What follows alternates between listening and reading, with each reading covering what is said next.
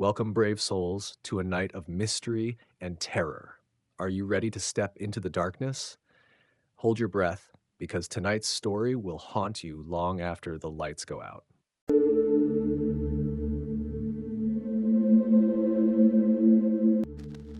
When I first came to the United States, I was 20 years old and working as an au pair.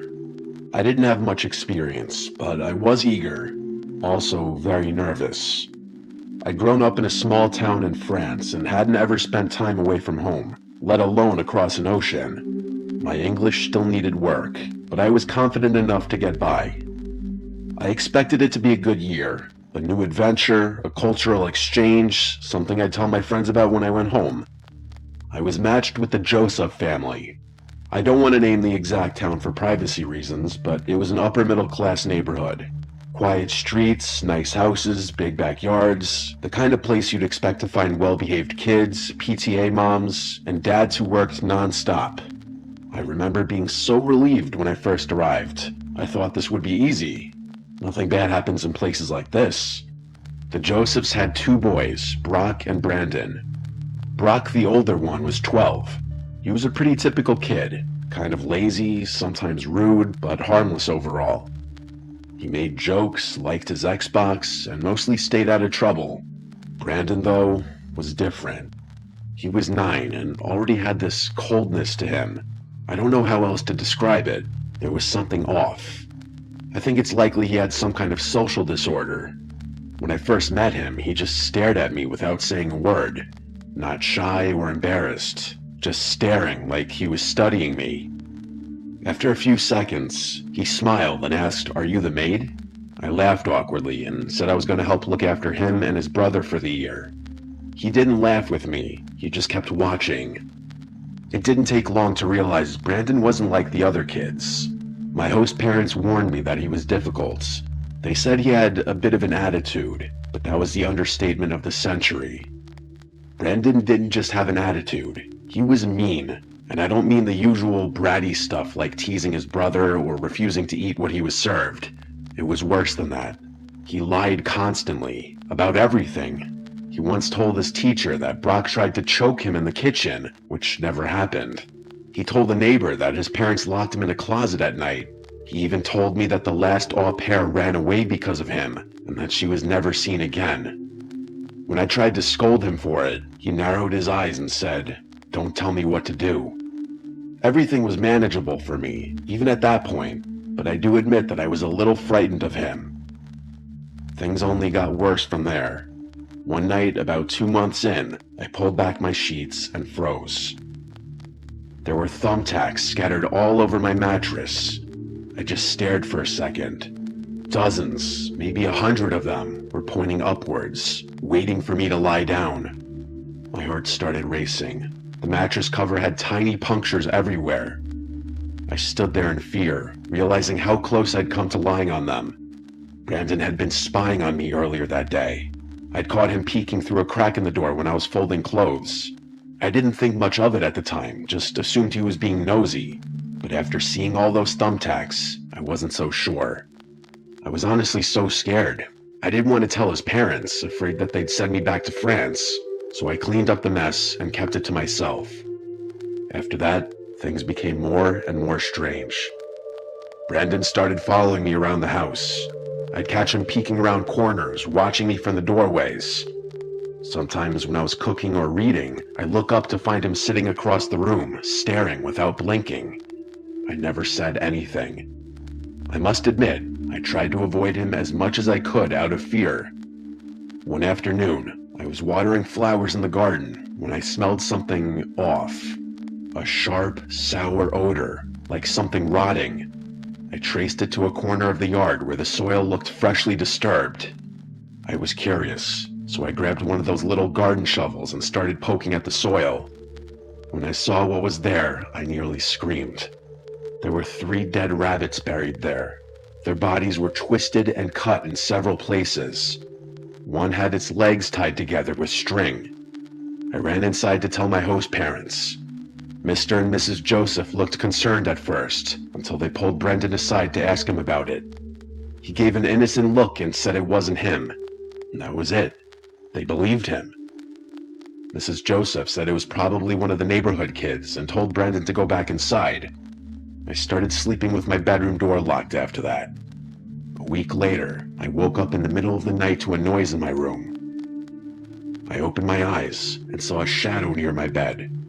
It was Brandon. He was standing there, holding something. I blinked a few times and realized what it was. A kitchen knife. I screamed as loud as I could. By the time the parents came rushing in, the knife was gone. Brandon had shoved it onto the bed. He convinced them that he'd been sleepwalking. Mrs. Joseph gave me an annoyed look, as if to say, "Why are you making such a fuss?" I pointed to the knife handle sticking out from under the bed and pleaded with them to believe me.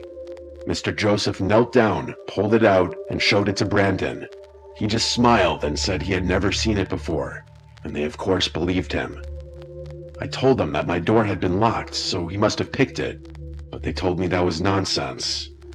I felt so alone. I had no one. I didn't know what to do. For better or worse, a decision was made for me. The next morning, Mrs. Joseph called me to the living room and said I had stolen her jewelry. I was completely confused until she held up a pearl necklace I had never seen before. She told me she had found it in my purse, which she was holding in her other hand. I begged her to believe me, that I hadn't stolen it, but there was nothing I could say to convince her. Brandon stood in the hallway smiling to himself. I knew it was him. They fired me on the spot. I flew back to France the next day. I couldn't believe how easily Brandon had destroyed my life. For months afterwards, I was extremely depressed. I thought I had blown my one chance at living in the US and feared I wouldn't get another one. Fortunately, I found my way back to the States several years later and still live here. I have a good job and good friends.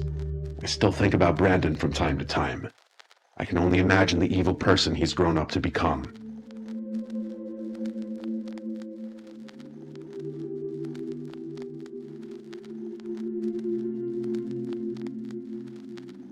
For most people, traveling alone is terrifying, and understandably so. For some reason, it's never bothered me all that much. I've always been quite independent and outgoing, so befriending new people comes naturally to me. It's probably one of the reasons I decided to become an au pair. Also, I've always wanted to become a child psychologist.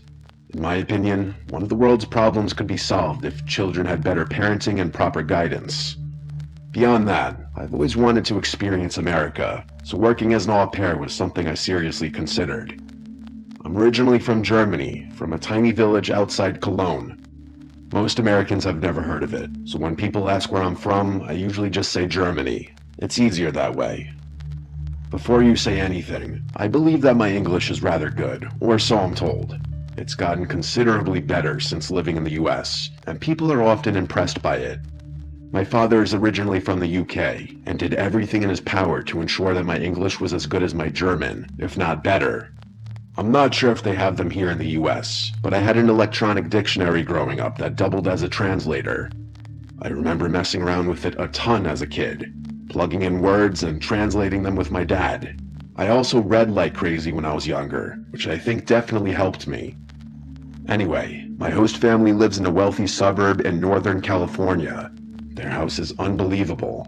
You might think living here would be lonely, but the agency does a great job of connecting nearby au pairs, so I immediately clicked with a few girls in the surrounding neighborhoods.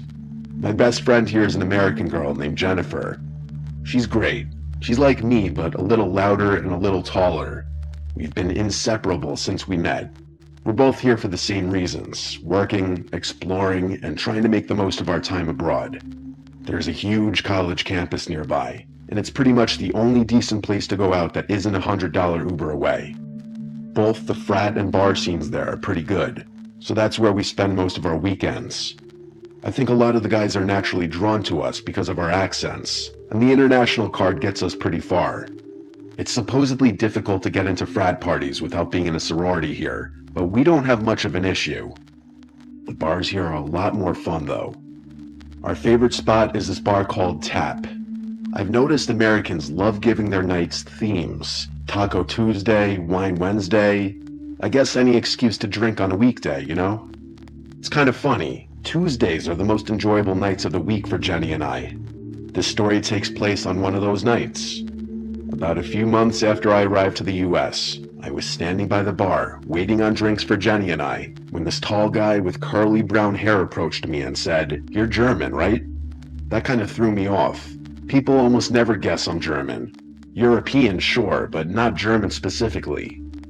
I don't really have distinctive German features, so anytime anyone's able to guess my nationality, it fascinates me.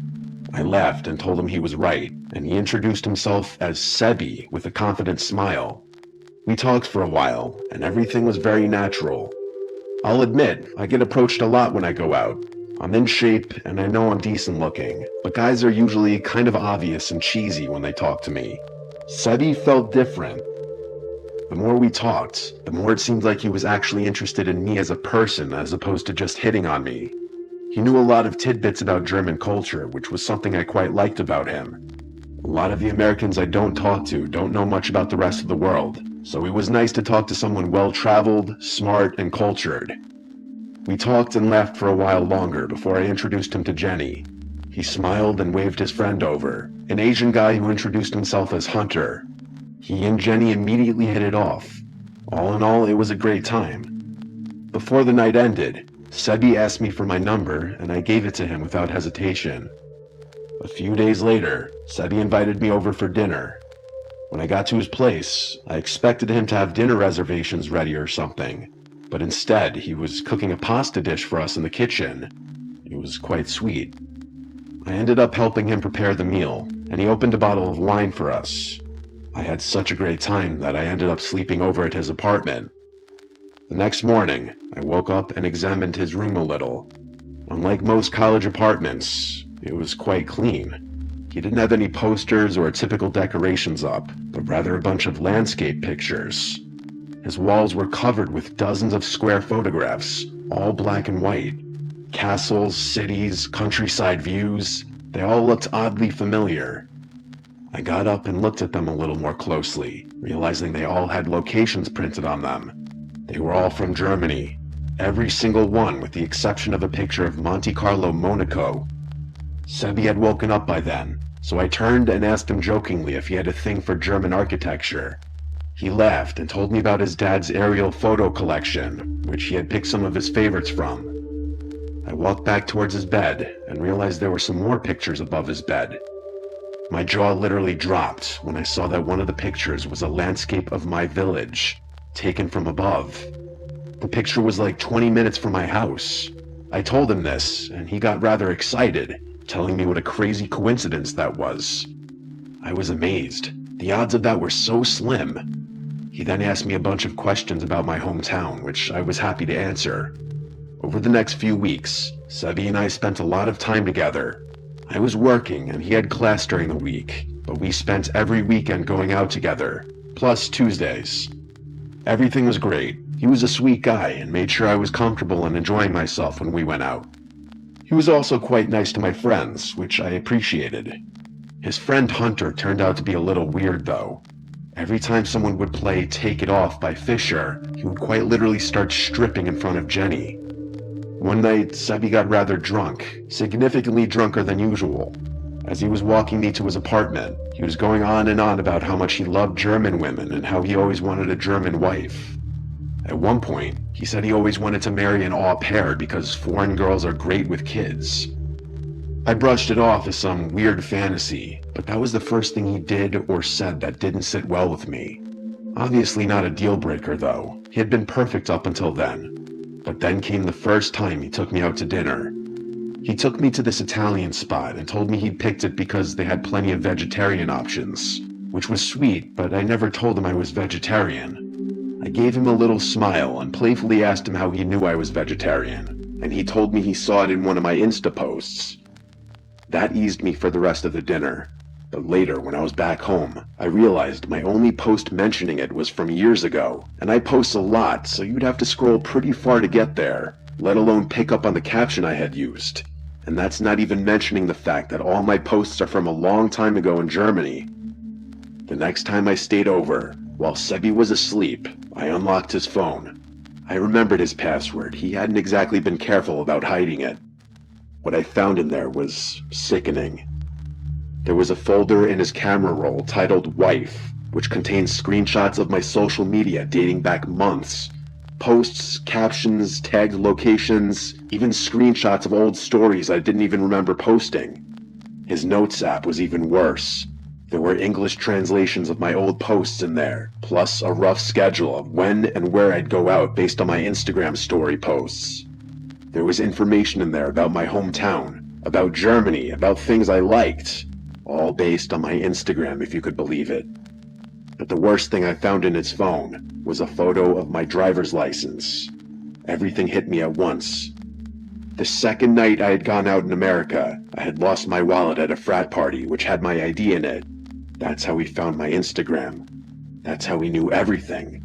Where I was from, what I liked, my birthday. None of it was chance. He had planned all of it.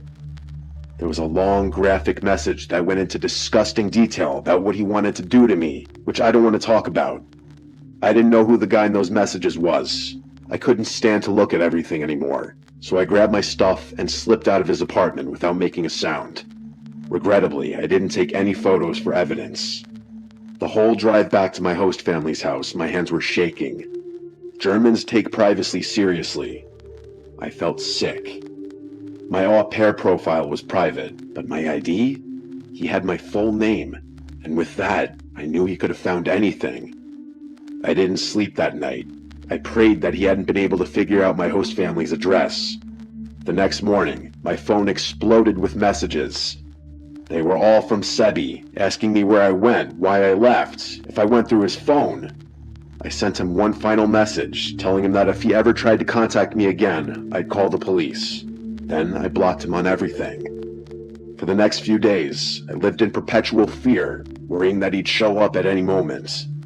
I privated my Instagram, locked everything down, and created a close friends story for when I went out, just in case he tried to find me again.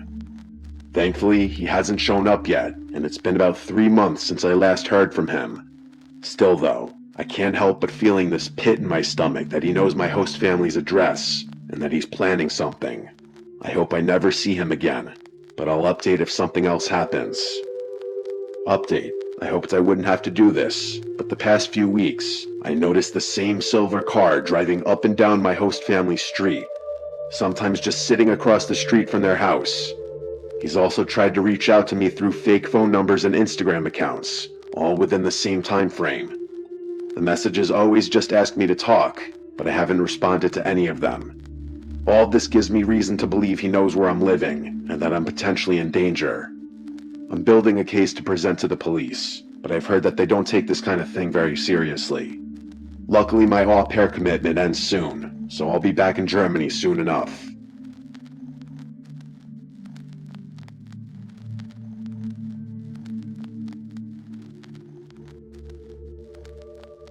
This happened a few years ago.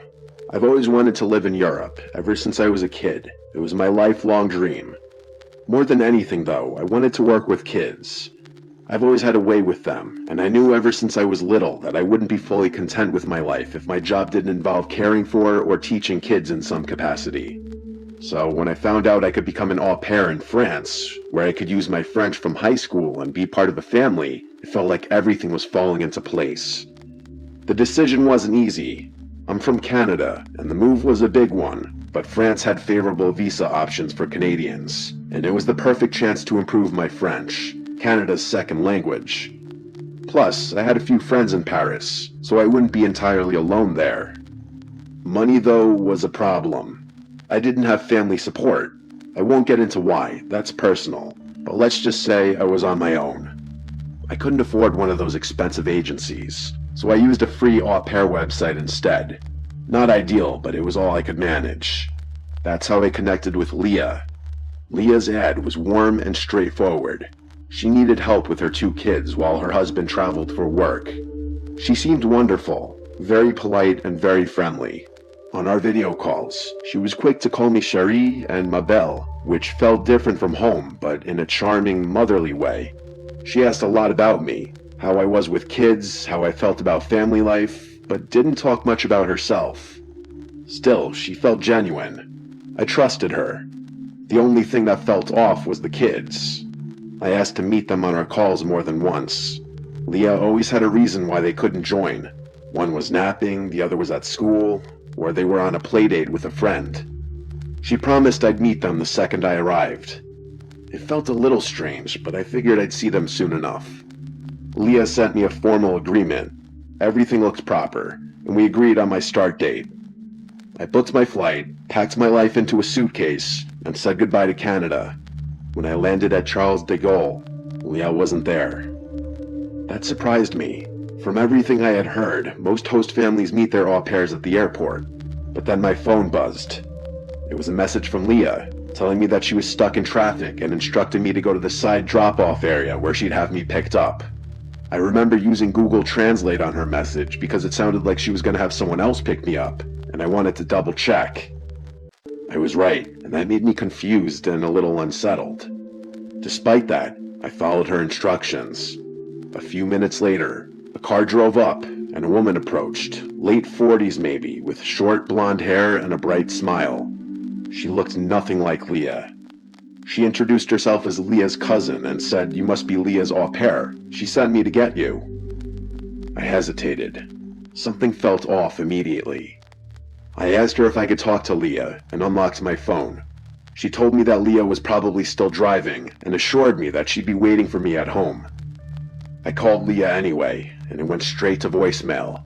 It didn't even ring. The woman kept telling me that I'd be fine with a huge smile on her face. I was confused, but also exhausted from the flight. And what was I supposed to do? Stand there in the airport forever? So I did what she said and got in the car. The woman kept the conversation going non-stop as we drove. She asked about my flight, my life in Canada, and if I was excited to start my new job. But when I tried to steer the conversation back to Leah or the children, she brushed it off. Just said that I'd love them and that I'd see them soon. I started to feel worse and worse about the whole situation. She was too polished, too eager to keep me talking without actually answering anything. The scenery outside began to change. I had the address in Google Maps, and the route we were taking didn't match. We were heading away from the suburbs and into what looked like an industrial-type area.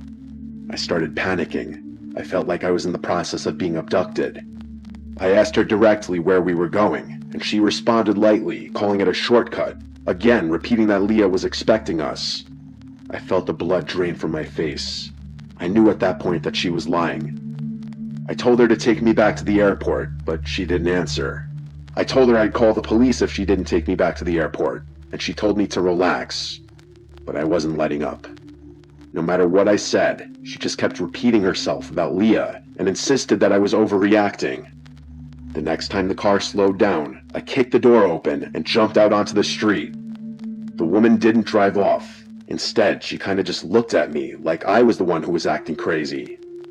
I called my mom, who told me to get away from the car, get somewhere safe, and call for help.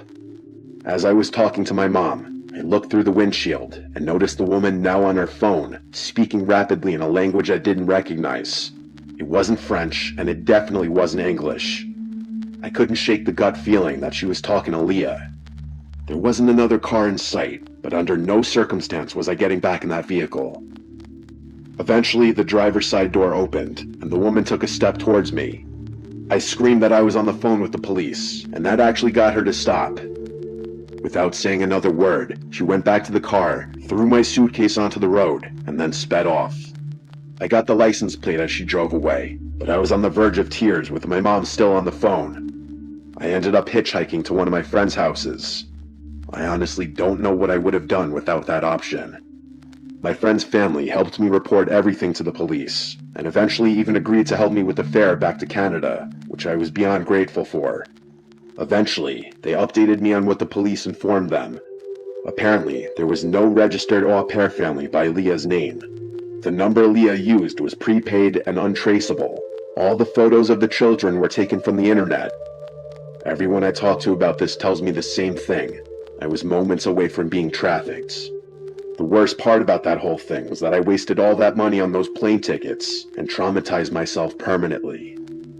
Looking back, I know how lucky I am. I was moments away from something terrible, something I can barely let myself imagine.